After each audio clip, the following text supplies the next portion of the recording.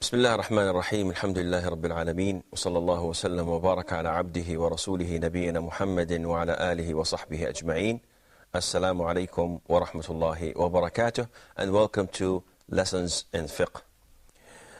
Today we have the chapter that deals with adhan, and today's hadith has a number of 154. Brother Fadi will read this hadith for us, inshallah. Narrated by Uthman ibn Abi al-As, may Allah be pleased with him. He said, O Messenger of Allah, appoint me as the Imam, meaning leader, of my people in prayers. He sallallahu alayhi wasallam said, you are the Imam, but you should follow, meaning observe the strength of the weakest among them and appoint a mu'adhin who does not charge for the call of adhan. In this hadith, we have a number of issues that we would like to talk about and explain if possible. The first issue was that Uthman ibn Abi al-As came to the Prophet ﷺ from Thaqif, which is a tribe of Taif, the mountainous city of Taif, which is approximately an hour or less than an hour drive from Taif to Mecca. And Mecca, as you know, is about 4 hours plus drive from Mecca to Medina.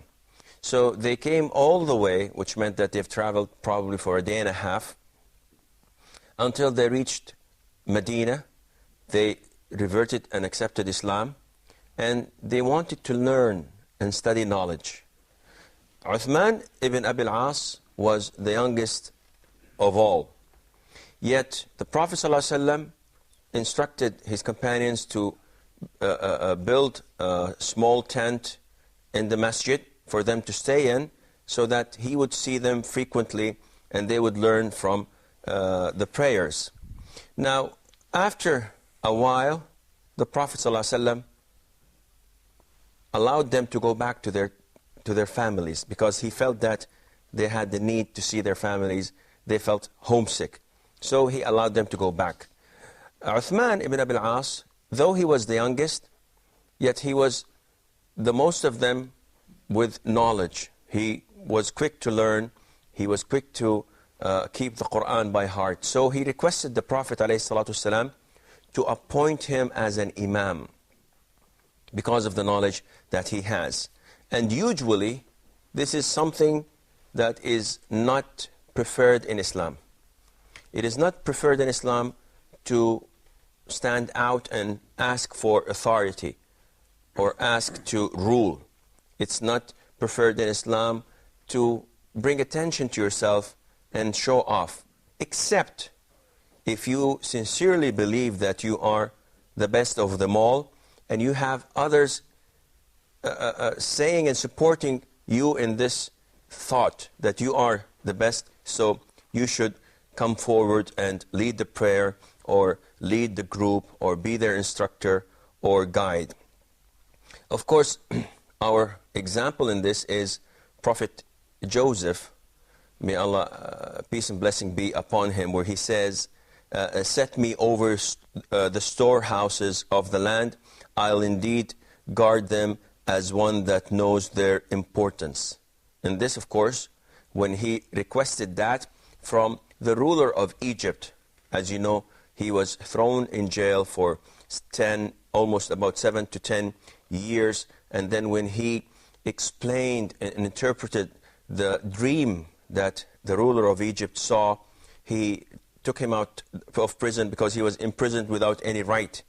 He was unjustly imprisoned simply because he did not accept the call for fornication and to commit adultery with the woman of the house that he used to be a slave in. So after he was freed, he asked the ruler to put him in charge over the stores or the storehouses of the land, because he is worthy of this trust, and he knows what he does. Now, this cannot be applied to us, generally speaking, because there are other hadiths where the Prophet ﷺ says that this ruling position, to be a ruler, to be a governor, to be a prince, this is something of a responsibility, and it needs honesty. And whoever asks it for himself, we do not give it to him. And whoever it comes to him without him asking it, then Allah Azza wa Jal will support him, and Allah will give him help in this regard. So in this case, Uthman ibn Abi al-As, he requested to be the Imam because he had more knowledge than his companions. What did the Prophet ﷺ say? Noor?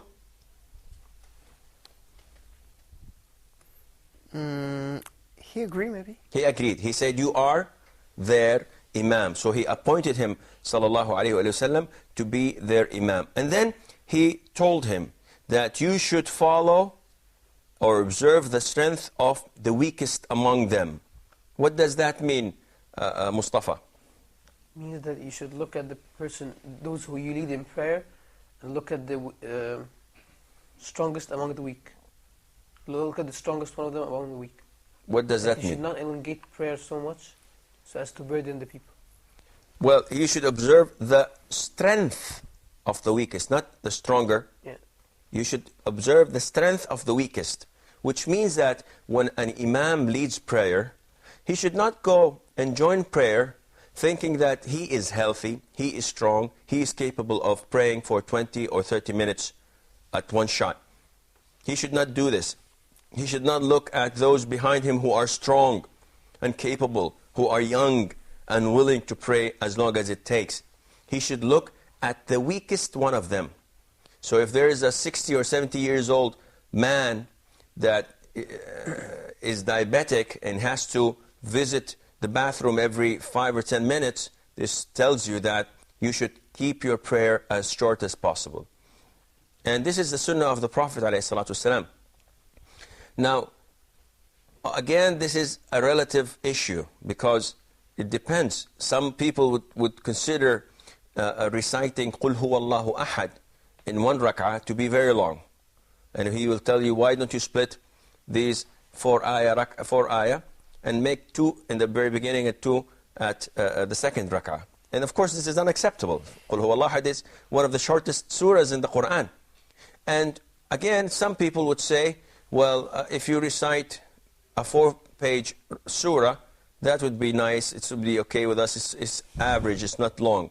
We consider long to be as 10 or 12 pages. Now, you have to balance things up in the sense of, in Fajr of Friday prayer, of the day Friday, every Fajr on Friday, what does the Prophet ﷺ recite? He's used to reciting 2 well-known surahs every single Fajr during the whole week. So every Fajr he prays, every Friday he prays alayhi salatu wasalam Fajr, he prays 2 surahs in that prayer. Abu Malik? Yes, he prays with Surah Al-Sajda and Surah Al-Insan. He's used to praying Surah Al-Sajda, Alif Lam Mim, and he used to pray in the second rak'ah Surah Al-Insan, هَلْ أَتَى عَلَى الْإِنسَانِ حِينٌ مِّنَ الدَّهْرِ. And how many pages in total, approximately? These are approximately 5.5 pages.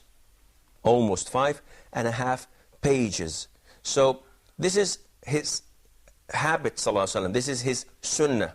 So is it possible that we ask people nowadays in mosques not to follow this sunnah and tell them, well, there are weak people, so you should observe the weakest one of them. Is this possible or not? What do you think, Muhammad? I think no. No what? That because if we go like that, because most of people their faith are like we see not powerful. So like this, they will leave the prayer. What do you think, Fadi? I think the damage will be greater if we do not stop or if we continue reading those two surahs, because some people might be ill or have a heart disease or cannot stand up that much, and plus that the Prophet didn't actually always pray them. Sometimes he left them and sometimes he committed to them. What do you think, Mustafa? Yes, I think that as long as it's not obligatory to pray with those two surahs, then if there are people now, especially nowadays, with people who are very old with very difficult diseases, then... What do you think, Mustafa? I think it's more important to apply the sunnah sometimes. I mean, like we can go for a Friday, we can apply it, and then another Friday we cannot apply it. You know, we can mix between both, but not leave it completely. What do you think, Abu Malik? I think it's, reading these two surahs is from the Sunnah. And the people on Friday should be prepared for that, even if they're going to sit down. The older people, the people who have sickness, they can sit down during the prayer. But this is Sunnah, I believe it should be done on Friday. And this is the right and correct answer. See, the same person that told us not to prolong the prayer to the extent that sick people or old people would find it difficult to follow, is the same person that used to recite every single Friday, Fadi. The Prophet ﷺ, it wasn't his habit to go on and off in Fridays praying with different surahs. It has been reported that all Fridays that the Prophet ﷺ used to pray, used to always continue to recite Alif Lam Mim Sajda and Hal Ata Al Insani Hinun Min Ad-Dahr. Now, this is his sunnah, so we should comply, we should follow the sunnah. As far as those who are tired or cannot stand to pray that long, they have the option of sitting down. And if they have to answer the call of nature, then they may go and answer the call of nature. But we cannot jeopardize the sunnah for their sake. Now, this is only in what? In Fajr prayer, only on Fridays. Now, the whole week, all the rest of the prayers, yes, you may observe the strength of the weakest of them all and try your best to act accordingly. Yes, Mustafa? But isn't it also a sunnah to read every Fajr from almost 60 to 100 verses?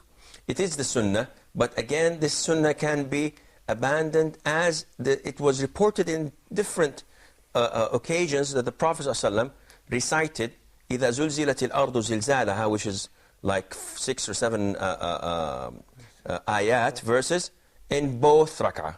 So I'll get back to this point inshallah just right after the break.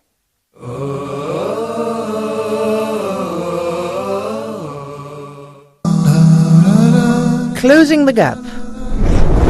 Why closing the gap? In this program, Sheikh Yusuf Estes and Omar Dunlap are going to discuss how to bridge the gap between peoples of different cultures and orientations, the gap between males and females, Muslims and non-Muslims, the East and the West. Human beings feel like that they're being slighted one way or the other. The gap between the youth and the elders, the gap between various status in the work field and education, and then trying to provide solutions for these particular problems.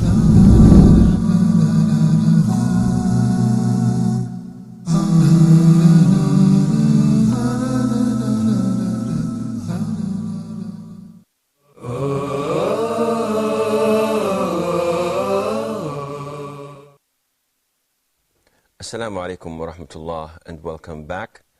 Just before the break, Brother Mustafa had a question. If you be kind enough to repeat it again. Yes. I was wondering, since it's also sunnah to recite from 60 to 100 verses every Fajr, so does this actually does jeopardizing this sunnah, is it better than having short prayers, or? Well, actually, you see, it's a relative issue, because what's short in Maghrib, what's short in Fajr can be long in Maghrib. So it depends. Now, bearing in mind that reciting from 60 to 100 verses, not necessarily that these verses are from Al-Baqarah or from Al-Nisa, where you have long verses. Because if you look at, for example, عَمَّا يَتَسَاءَلُونَ, Surah Al-Naba, you'll find that it's approximately, like what, 79, 80 verses? So if you recite it in Fajr, this is enough. And it's acceptable to all those who pray. The length is acceptable. But you may not jeopardize the sunnah, if you can, by saying that I'm doing this for the weak people that praying behind me. Because, again, you'll find out that there are still people thinking that your prayer is long. So you shorten the surah, and there are people that say your prayer is long. And no matter how you shorten it, it's going to be long for someone. So you have to draw the line and say, well, I'll follow the sunnah in Fajr prayer of Friday. I'll follow the sunnah in all other prayers that the Prophet ﷺ was reported to us that he used to pray so-and-so surahs in these prayers. Other than that, it's flexible. You can change that. For example, what did the Prophet ﷺ used to recite during Friday prayer itself? Noor? Sometimes he read Surah Al-A'la. Surah Al-A'la? And Surah Al-Ghashiyah. And Surah Al-Ghashiyah. He used to recite this in the first rak'ah, and the second rak'ah he used to recite Al-Ghashiyah. Is there another sunnah? Or that's all? There is another sunnah. The Prophet ﷺ used to recite on Friday also. Sometime he used to, in the first rak'ah, he used to pray with Al-Jumu'ah, Surah Al-Jumu'ah, and the second rak'ah he used to recite Surah Al-Munafiqun. So he either does this or does that. So this is the sunnah of the Prophet ﷺ. One should maintain it and try to preserve it by doing it and applying it. Now, if we go back to the hadith of Uthman ibn Abi al-As, so he told him that you should observe the strength of the weakest among those who are praying behind you. And then he asked him, or instructed him, to appoint a mu'adhin who does not charge for the call of adhan. And this is an issue that's a place of controversy, because does this mean that if a mu'adhin calls for the adhan, he may not charge money for that? The hadith says you shouldn't appoint someone who takes money, who charges for calling the adhan. And this could go a little bit bigger. So what about appointing an imam and paying him a salary? And then, again, what about appointing a person that teaches the Quran and he takes money for that? And what about this and that and that? And it all depends on few factors. First of all, is it okay for a mu'adhin to take charge for it? For what he's doing? Mustafa? I think he can take charge, but not for the adhan. He can take charge for the time that he spends, because it's like in economics, time is what creates money. Time so he is charge for his time, but not for the adhan. Okay, this rule of economy, of economics, 101, I disagree with it, because on the surface, yes, it sounds good. As an Islamic point of view, time does not create money. It's Allah Azza wa Jal that creates money. So I do not associate rizq with time or effort, though there are means to reach for this rizq, for this money, but it is Allah Azza wa Jal that creates it. Nevertheless, going back to what you have said, this is what the scholars say, that for the adhan itself, it's a form of worship. So you may not charge for that because you're supposed to be doing it for Allah Azza wa Jal. But if a person does not have anything to do except adhan, because to stick and stay in a mosque 5 times a day and night, this requires that you do not have any other job. Otherwise, it would conflict with your working hours, with your own interests. So they say that if a person solely gives all of his time to the masjid, then there's nothing wrong in him charging money so that he wouldn't have to go out and work. And this becomes his occupation. This becomes his job. But the money he's taking is not for the adhan, meaning that, well, if you give me 2,000, I'll make the adhan for 5 prayers. You give me 1,800, I'll skip 1 prayer. No, it doesn't go this way. And likewise for the imam. The imam may charge money depending that he has no other income. Now, if an imam has an income or a mu'adhin has an income, but someone volunteers, like the government or the owner of the mosque, and telling him that, listen, I'm giving you 2,000, 3,000 for what you're doing, and he did not request it, there's nothing wrong in that. But the wrong thing is when you start to bargain about the owner of the mosque, because you know he is a rich person. He tells you, I'm going to give you 3,000, and you say, well, I know this mosque, they offered me 5,000. It becomes an issue of bargaining. This is not recommendable. Does anybody know where a hadith that allows us to take money for teaching the Quran or for doing something that is for the Quran? There's a very famous hadith. Yes, Nur. I have read that Rasulullah said the best salaries that somebody take is when he teach Al-Quran. That's true. Do you know the origin of this hadith? The origin of this hadith, that a group of companions were traveling and they visited a non-Muslim village. And they requested food because they didn't have any food. So they refused them food. They kicked them out, say, go away. We don't have any food. And this is bad for Arabs. You know, Arabs are known to be generous. So whenever anyone comes to them, they feed them, because this is type of their customs. It doesn't have to do with religion. So they left away. They went away. And minutes later, their tribesman, the leader of the tribe, one of the tribesmen, was bit or was stung by a scorpion. So they came to the Muslims and said, well, our leader now is ill from this poison. So does any one of you know how to make ruqyah? Does anyone know how to recite special words that cure him? So one of them said, yes, I know how to do this, but I will not do it free of charge, because we've requested food from you and you refused us food. So you want me to recite something that would cure this sick person? You have to give us money. So they agreed to give them a number of sheep, let's say 10, 15 heads of sheep. So the guy went in and started to recite Al-Fatiha, chapter number 1. And he started reciting it over and over and blowing, not spitting, blowing at the man. And subhanallah, in minutes he was standing as if nothing happened to him. So the companions went back and wanted to take from this food, from these sheep, and eat.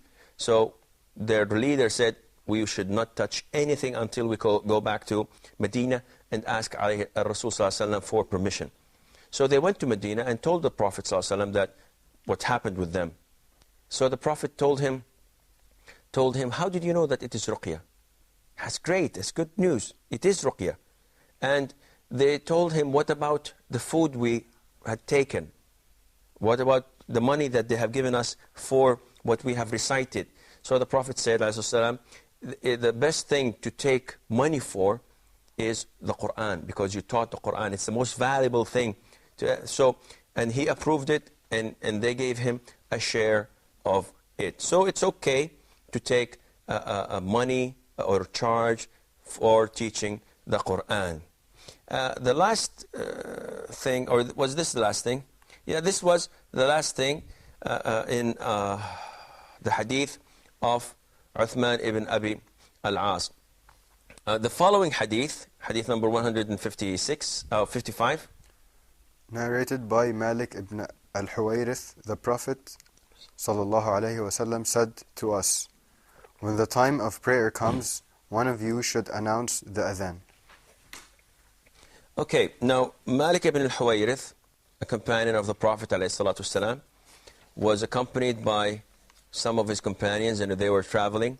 So again, the Prophet gives the usual instructions and the usual advice. So he told him that when time comes, when the time for prayer comes, one of you should make the adhan.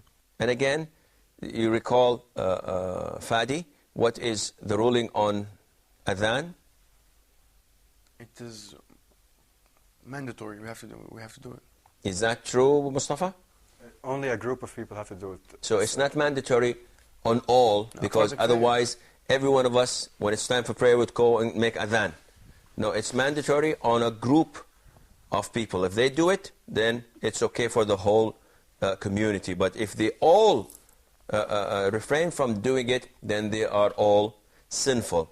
And this is the case with the Prophet ﷺ, that whenever he visited, or actually whenever he went to wage war on a tribe or on a village, he asked his companions not to wage war until after Fajr prayer. And he ordered them that wait until you hear the adhan. If you hear the adhan, then refrain. They are Muslims. But if you don't hear the adhan, then go ahead and attack, because they are not Muslims. And again, it is not permissible for the adhan to be called by a non-Muslim, because it's a form of worship, and this is ridiculing our religion. If you allow a non-Muslim, no matter how beautiful his voice is, he may not call the adhan. It's a ritual, it's a form of worship.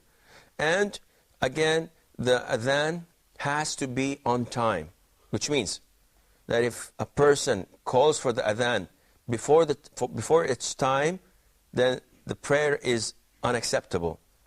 You may not pray. If you didn't know and you prayed, then the burden falls on the person who called the adhan. I'm afraid that this is all the time we have for today's program. So until we meet next time, fi amanillah, wassalamu alaikum wa rahmatullahi wa barakatuh.